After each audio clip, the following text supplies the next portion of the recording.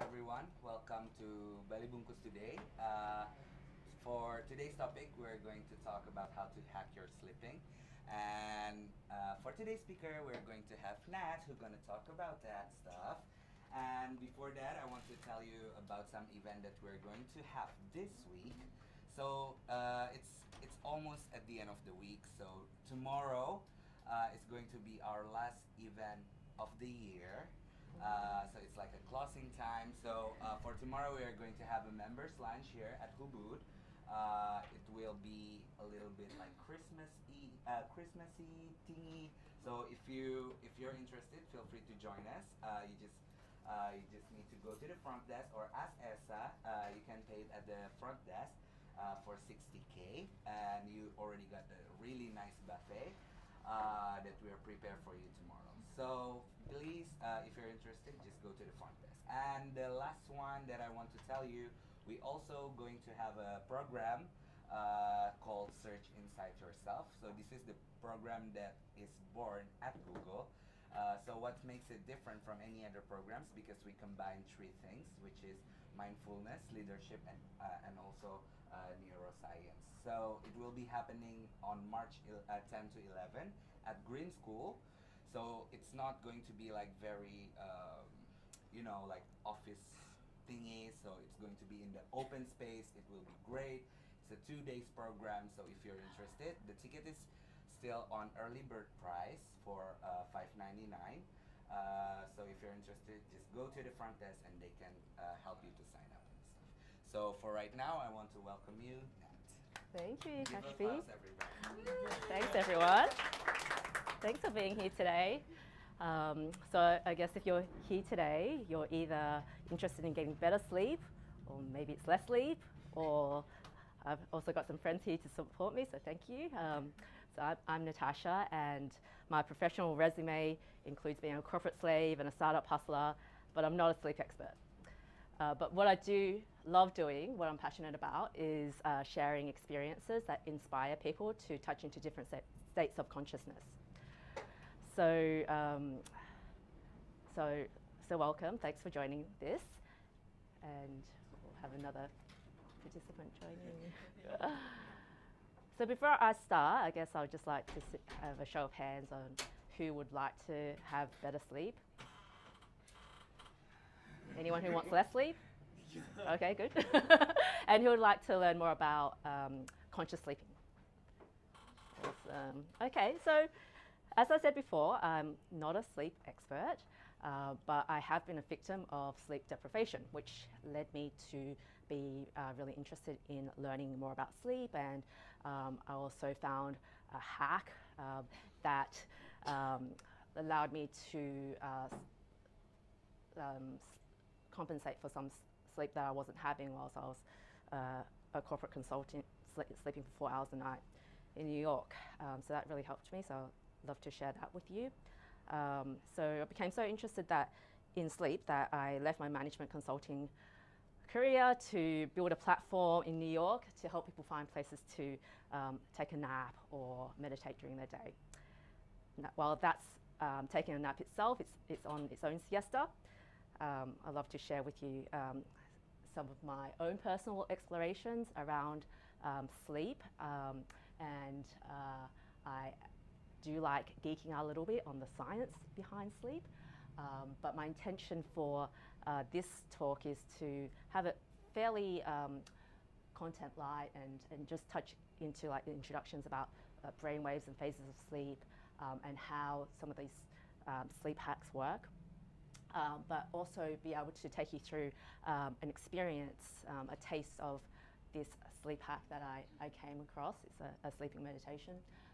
And then we'll close off with some rituals and tips to get better sleep. How does that sound? Good. Awesome. Great. So, the importance of sleep. We all know that sleep is important, and if you don't get enough sleep, you wake up groggy, tired, and unable to focus. But there's also a range of chronic illnesses that are associated with lack of sleep, and I found this really cool animation that I love that explains it much better than me, so I'll just play that for you. It's only a couple of minutes. Tired? We all know the feeling. Oops. Irritable, groggy, and exceptionally lazy. Chances are you didn't sleep enough last night, or the past few nights. But what exactly is enough sleep? And more importantly, can you ever catch up on it? While the very function of sleep is still debated by scientists, we do know that it's necessary to function efficiently and productively. After all, we spend 24 years of our lifetime sleeping, and it better be important. Researchers have tested how much is required each night by assigning groups of people to 4, 6, and 8 hours of sleep over extended periods of time.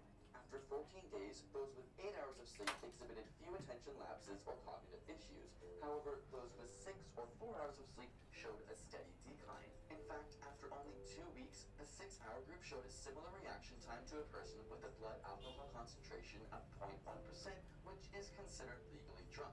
The 4-hour sleepers suffered even more, occasionally falling asleep during their cognitive tests. In both groups, brain function decreased day by day almost linearly with no sign of leveling off. Scientists have dubbed this cumulative effect as sleep debt. So can we recover from it? After a night or two of little sleep, studies show that the body and brain can fully recover with a few nights of good sleep. However, with long-term sleep deprivation on the scale of weeks to months, the recovery of cognitive function is much slower, requiring many more nights of quality sleep. On the timescale of months to years, it's unknown whether brain function can be fully repaired or if it causes permanent damage. Paradoxically, with chronic sleep deprivation, your sleepiness or how tired you feel does eventually level off, meaning that you become less and less aware of your objective impairment over time. So how long should you sleep? Most studies tend to show that 7 to 8 hours of sleep is the average ideal for humans. Apart from the cognitive issues, individuals who consistently sleep less than 7 hours a night have an increased risk of heart disease, obesity, and diabetes, not to mention a 12% higher risk of death. On the flip side, studies have shown that while sleeping more than 8 hours does not impair brain function, it also carries an increased risk of heart disease, obesity, and diabetes, and a 30% increased risk of mortality. So, too much sleep may also be a bad thing. But variation most certainly exists, and our genetics play a large role. In fact, individuals genuinely unaffected by only 6 hours of sleep were found to have a mutation of a specific gene. When scientists genetically engineered mice to express this gene, they were able to stay awake for an extra 1.2 hours than normal mice. It turns out these short sleepers have more biologically intense sleep sessions than the average person. Ultimately, while it's important to know the ideal average of 7 to 8 hours exists, let your body and brain help you figure out its own needs. After all, no one shoe size fits all. If you want to know how to get better quality sleep each night in order to conquer the hurdles of sleep deprivation, we have some tips and research for you over on ASAP. So these are some great little animations, snippets that teach you a lot about things in an easy to understand way. So the takeaway from that video was really just that, yes, sleep is important, but there's also biological hacks that can help you get better sleep and conscious ways that where you can have that quality of sleep, which is more important than the quantity of sleep. And just as a bonus slide, I found this nice infographic on sleep routines of successful people, and you can see that it varies, but on average it's about 6 or 7 hours. So let's geek out on brainwaves. This is the sleep cycle, and just what you should know about the sleep cycle is the important parts of sleep is stage 3 and REM. So you've got your deep sleep where your body restores itself, releases cortisol, and then you've got rapid eye movement, which is your dream state. And that is really important for memory. So when you go through all the stages of sleep, then that's considered good restorative sleep. And here are the brain waves that are not just associated with sleep, but occur through the different states of consciousness. So your beta brain waves are associated with your waking state. So it's your waking consciousness and reasoning wave, and it's the type of brain activity that's going through right now in all our brains as we're active and alert. But too much of that can cause stress, anxiety, and restlessness. So when we go into sleep, we first go into the alpha state, which is like a daydream, like entering into the subconscious state. It's like also a state where you can enter into over light meditation. And then you've got your delta waves, which is the deep sleep wave, where you have your body repairs itself, and that's where you get, people say beauty sleep. That's like literally your body putting energy into cell repair, organ repair. And theta waves are the ones associated with your dream state, rapid eye movement. And then another type of brainwave, which is not accessed through sleep, is the insight wave, which is the brainwave that occurs when you have full brain integration. And I'll go into that a bit later. So the big reveal, what is the sleep hack? So when I was a consultant in New York City and like sleeping 4 hours a night and just like really desperate to find some kind of remedy to let me not feel like such a zombie throughout the day, I came across this practice called Yoga Nidra, which is literally like sleeping meditation or sleeping yoga. And what got me hooked was that they say that 1 hour of this practice is equivalent to 4 hours of restorative sleep. So I thought, I have nothing to lose. I can spend 1 hour and try and get this just to feel like I'm in a better restored state. And I've been practicing it for 5 years now, and I can personally say it's really benefited me. So in fact, ironically, I lost some sleep preparing this talk about sleep, but this morning I practiced a bit of Yoga Nidra and I feel all refreshed and good. So, so what is Yoga Nidra? It is a meditation, a guided meditation, where it's a sensory and breathing sequence, and it triggers a relaxation response. And it takes you through, actually takes you through the stages of sleep. So the meditation guides you from your beta awake state through to like a light meditation, dreamy state, which is the alpha waves, and that's when serotonin is released, and that's calming, both calming and restorative. And then you're guided through to the theta dream state, where you get high visualizations, and that's where they say that super learning occurs. And then finally into that really deep delta sleep, where your organs regenerate and cortisol, the stress hormone, is released. So stress is when you feel stress when your body maintains memories of stressful events, and it's at this phase of sleep or through meditation that that memory is released from your body. So the bonus with Yoga Nidra is that you actually get to touch into the gamma state, which is that insight state. So when people practice transcendental meditation and reach into like the collective consciousness, they say this is the part. So with Yoga Nidra, you can access that through practice, and like you don't always get into it, but it's something that's you're facilitated towards. And it's really like a deep surrender. You get a sense of peace. It's where you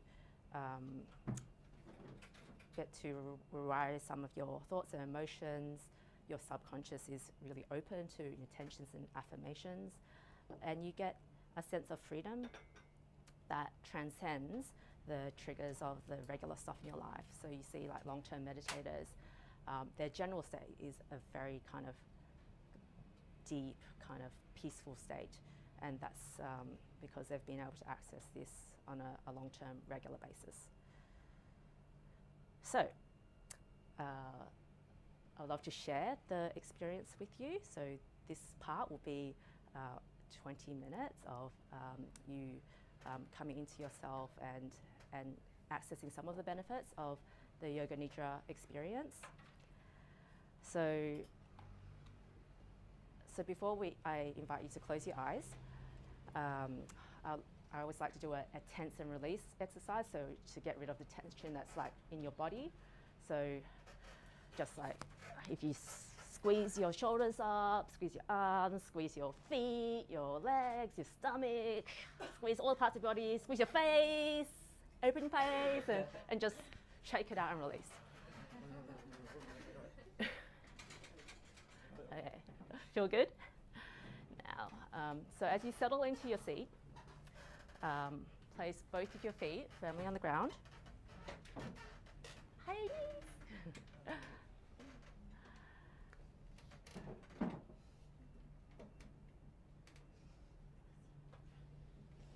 And I'll invite you to gently close your eyes.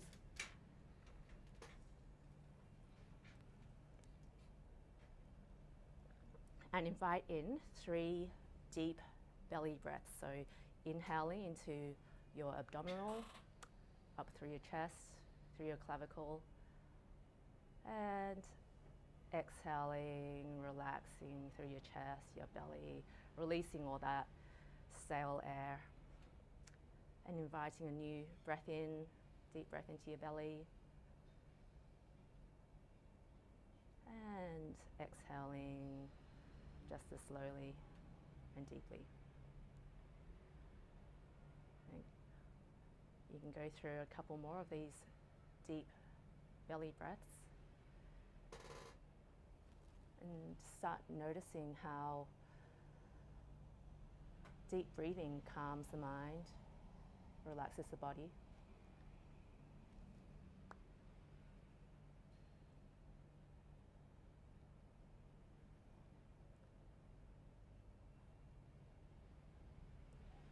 Maybe noticing the breath as it passes through your nasal passages.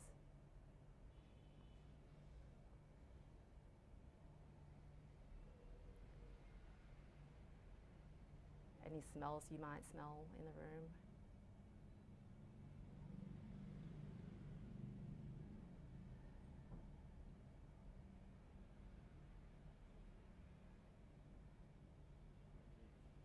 And then just bring your awareness to your body in this room.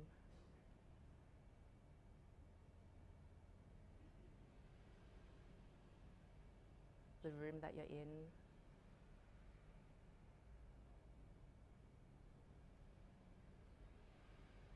And maybe picking up on some of the noises,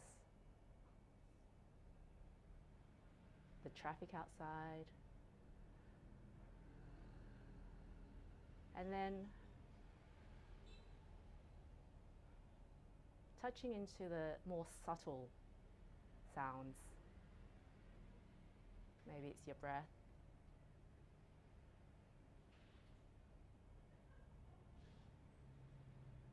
your heartbeat,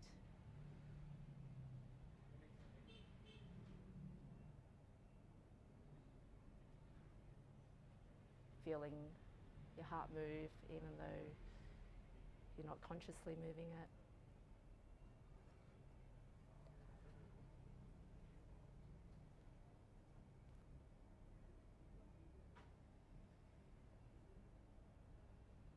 And then touching to the feeling in that space.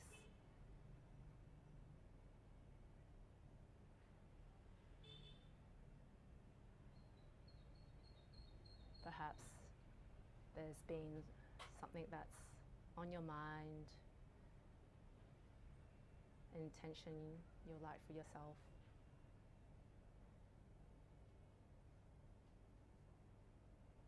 Just dropping into that intention, that desire.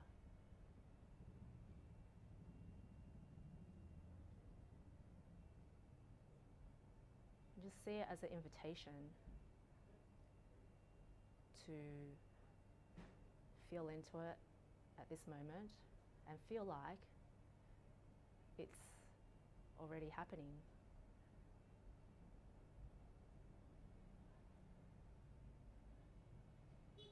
It could be that you're working on getting more energy, feeling more energy in the day. So you can say, I am energized, feel that in your cells.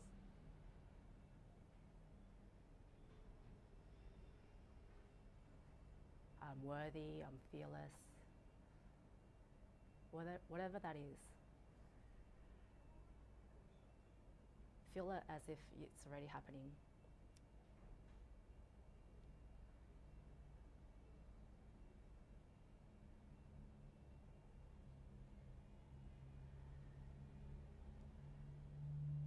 Now I'm going to invite you to travel through the senses of your body now.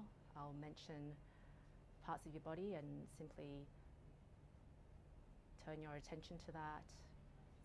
Feel how it's feeling. And if at any stage you drop out of this meditation, know that it's okay. You'll come right back into it. So bringing your awareness to your mouth, your lips, the space between your lips. Feel the density of your teeth, your tongue floating in your mouth, any tastes there are in your mouth. Just noticing, not judging.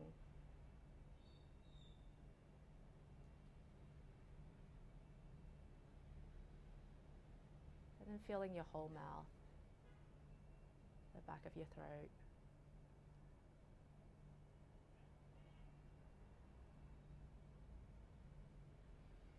Feeling your right ear,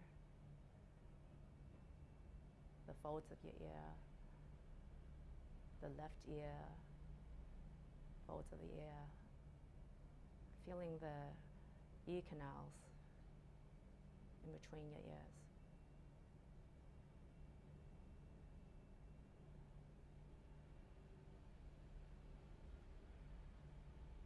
Feel the ear canals receiving any sounds that are in your environment.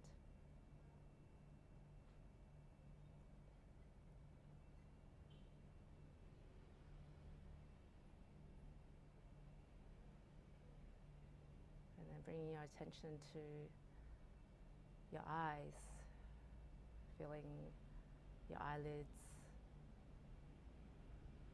your eyelashes, noticing any light that might be filtering through.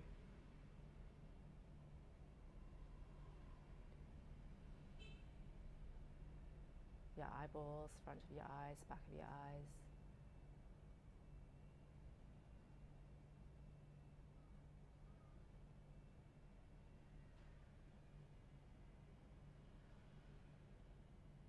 And then noticing the space between your eyebrows.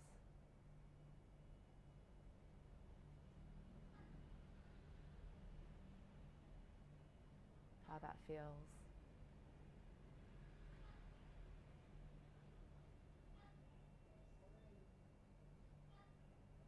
And melting into the space behind that, your brain, feeling your scalp. Can you feel the air that's touching the scalp?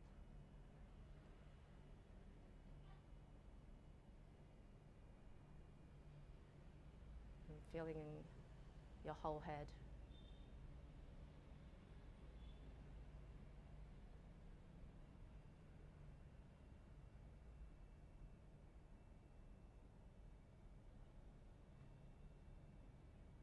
And then noticing the neck, how it supports your head,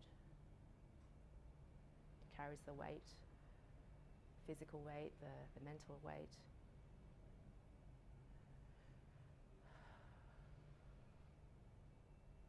Dropping into your shoulders, noticing if there's any tension there.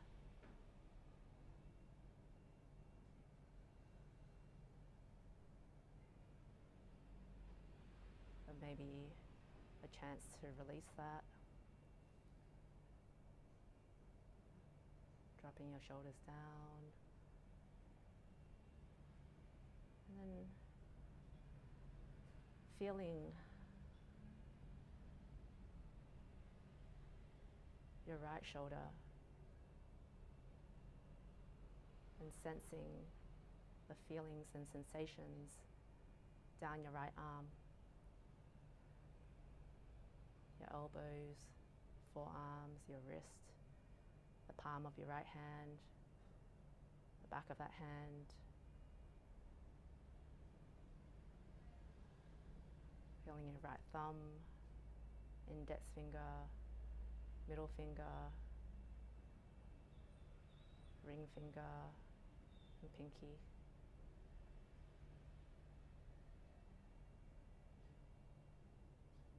And then bringing your attention to your left hand, the left thumb, index finger, middle finger,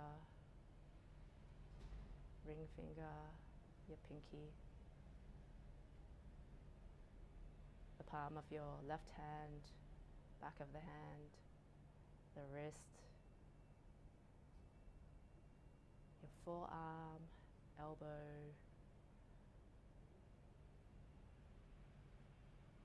and up the left arm, back to the left shoulder.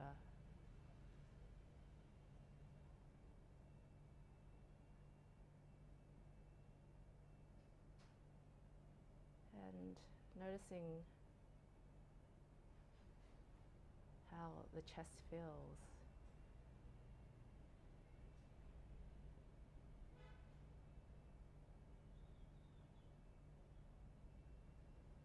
Maybe connecting again with the intention that you set at the beginning of this meditation.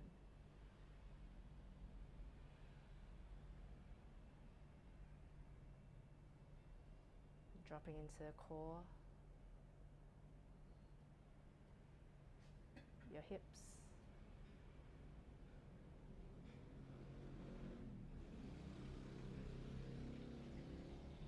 your sit bones, the thighs, noticing the seat supporting you.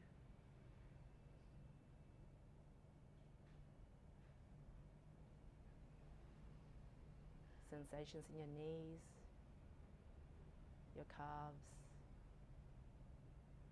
your ankles, your feet that are on the ground, supported by the ground.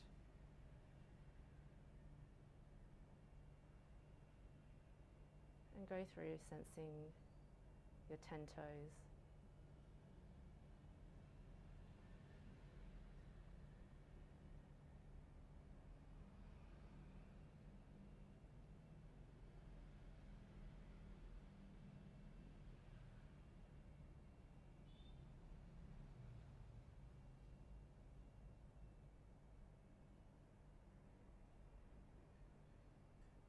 Feeling once again how the ground is supporting you.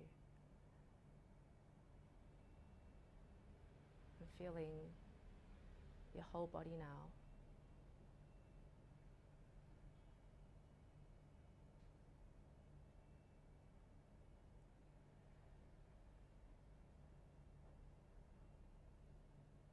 The sensations as a whole.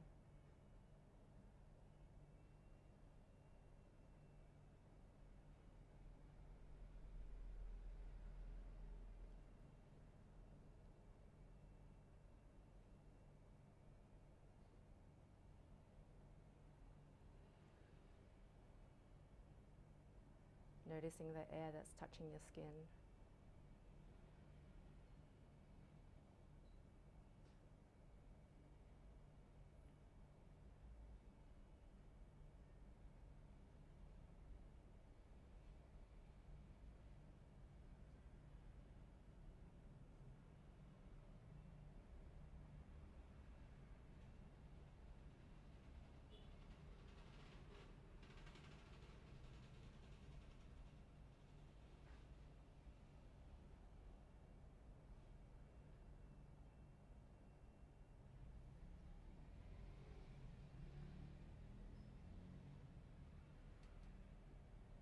Then maybe you're noticing some of the sounds that are coming through in the room.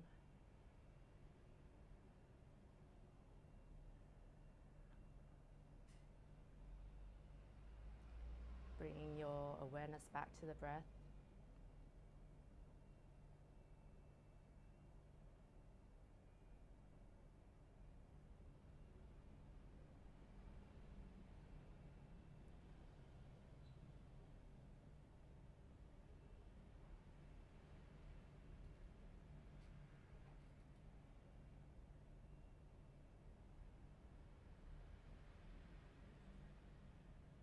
And how your body feels in the space in this room.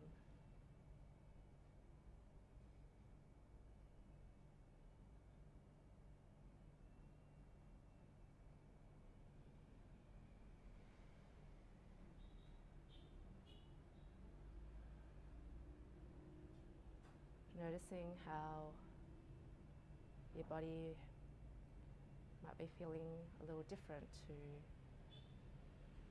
the beginning, before the meditation.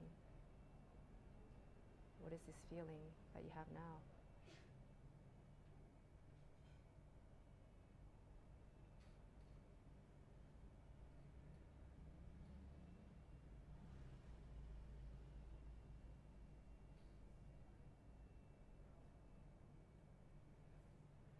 So coming back into the room, maybe wiggling your toes, your fingers, inviting in conscious breathing again.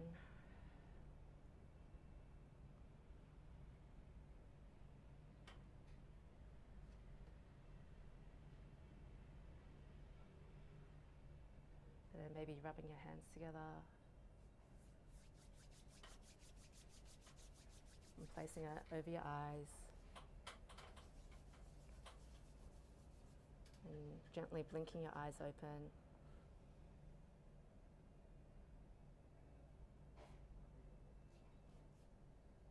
And thanking yourselves for taking this time to explore a way to consciously cycle through the phases of sleep.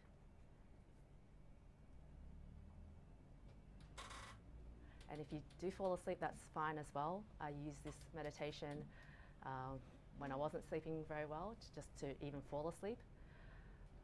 And it just means that your body needs it, and it's going through that process. So that's fine too. But to close, I guess I'd like to, well, first of all, just get the sense of how everyone's feeling. Peace. Peace. Yep. Presence. Presence. Relaxed. Relax. Good. So that was a taste of it. It comes through practice to be able to actually cycle through and then let your body relax into those different phases of conscious sleeping. But it is also not a replacement for sleep. It is nice to, when you have times in your life where you can't get enough sleep, to have this as a technique to help you feel more restored and revitalized. But in order to have good sleep, I want to share with you a few of the routines and rituals that I found helpful, and perhaps you guys have some that you want to share. So number one for me is like having a nice bed, because we spend a third of our lives, on average 24 years of our lives, sleeping. So a good bed is really important, and not just like the mattress, but just the space that you create where you go to sleep. So it's welcoming, and you get excited to actually lie down, and that you're comfortable, your body's actually comfortable lying down. Some bedtime routines that I found helpful is winding down. Start winding down a couple of hours before sleep time. People say like, dim the lights, read, a cup of tea helps. I found that helpful too, but I can't always, like in my regular life, I don't always carve out the time to do that. So I find that keeping a gratitude journal really helps me to be able to reflect on what I'm grateful for through the day, or any progresses, or just to release all the things, like, you know, because we're often so caught in our minds about what we're doing at the present that we don't realize, like, okay, we've actually accomplished a lot during the day. So, I mean, there's like gratitude journals like the ones in the picture that I've used before, but you can also do really simple ones, which I'm happy to share more later. And yeah, I mean, for years I used the Yoga Nidra like on YouTube to guide me through to a really deep relaxation state where, okay, I fall asleep, but I am also getting a quality sleep. And another helpful thing is to track your sleep, like keep a sleep journal. I've used an app called Sleep Cycle. Anyone know about that? Yeah. Yeah, so it just kind of tells you the states you go through as you sleep, and it's useful to reflect on. Okay, well, I got good sleep last night, so I'm like feeling good today, or how can I adjust my day so that I'm getting better sleep. Things to avoid is exercise within 3 hours of bedtime, eating large meals, even if it puts you in a coma. It's often like your digestive system needs to be working, and then you're not getting the quality sleep, because that's where your energy is going to digest the food rather than restore your organs. And then affects different people differently, but caffeine, I always, for myself, like, can't drink caffeine after lunchtime, otherwise I find myself awake at night and I'm like, I'm having insomnia now. But that's what I had to share with you. I'd love to open it up to like your experiences and any questions you have, or any shares you'd like to make. Yeah, I just wanted to share. My wife teaches yoga nidra as well. Oh, beautiful. A bit of them, and it's super, super helpful. One thing I've noticed, I wear a Fitbit to track sleep, and that's helped with determining actually how much sleep I'm getting versus how much I think I'm getting. But one thing that was cool in the yoga nidra, last one I did with her, my resting heart rate is usually somewhere between 60 to 64 beats a minute. My heart rate dropped to 44 beats during yoga nidra. It Yes. was insane. I've never seen it go that low. So Yeah. there's definitely something real going on. Yeah, for sure. Before I go to sleep, I have the 5-minute journal. So Yes. that means, maybe you know it. Yeah, so, in the morning yeah. you write like the gratitude, and at night you write down 3 things that were amazing. So you reflect about the day. It really helps, because sometimes I'm like, what did I do today? You know, and that really helps. And after that, I have the app Headspace. That's a meditation app. It's a really, really good app. And they also have end of the day meditation, or sleeping meditation, or just sounds, and Yeah. it helps me so. Yeah, Headspace is a really great app for beginner meditators, and there's like different themes of it. And it's also good for beginners, you know. Yes. I think, because they really take you through what meditation is and how you Absolutely. practice it. Yeah. Has it? Was this the first time for Yoga Nidra for anyone here? Okay, cool. Any other questions about it? Just a comment about the guided meditation. Thank you, because it was really stilling for me, and Right. the way you took us through it was beautiful. Oh, thank you. I like the focus also on the aspects in between the physical body, right?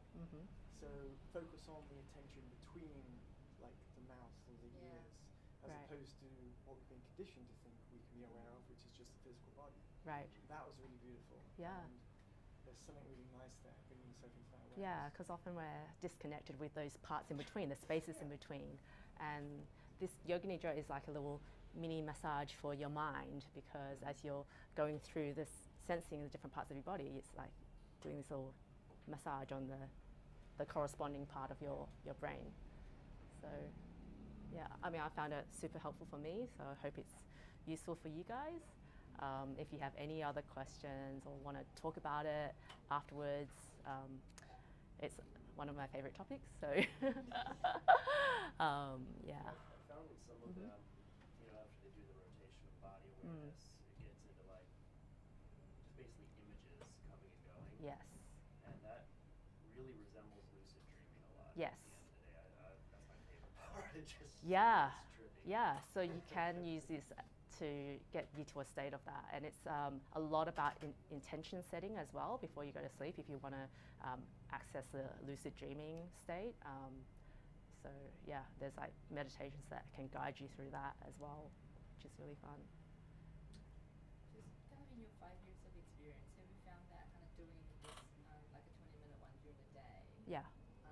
disrupts kind of your perception of time?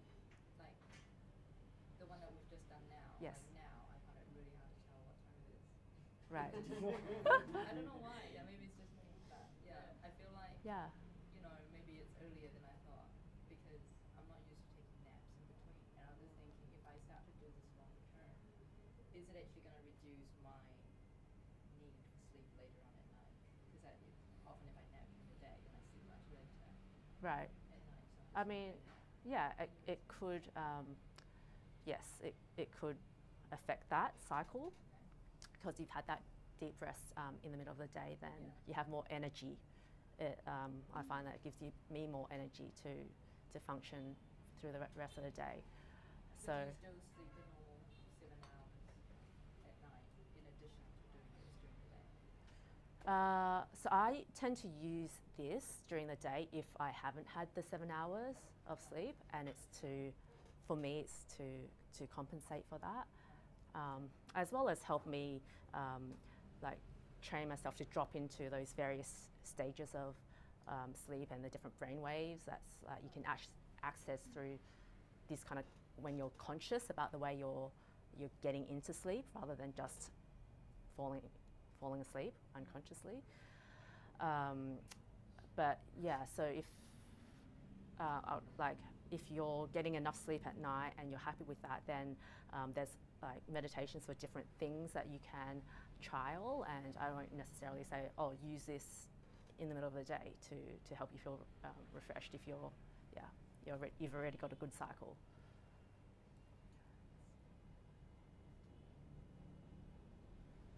Two questions. Yes. Here that you can answer. Number one, I heard that every hour that you sleep before midnight kind of counts as two. So it's good to go to sleep earlier than just to sleep later. And that women might need a little bit more sleep than men. So I want to know what you heard about those two things. Yeah, so there's a circadian rhythm that where there's a natural like timing for sleep. I'm not an expert on that, but yeah, I also know that like if you look at the sleeping habits of all these guys, it's all over the place. So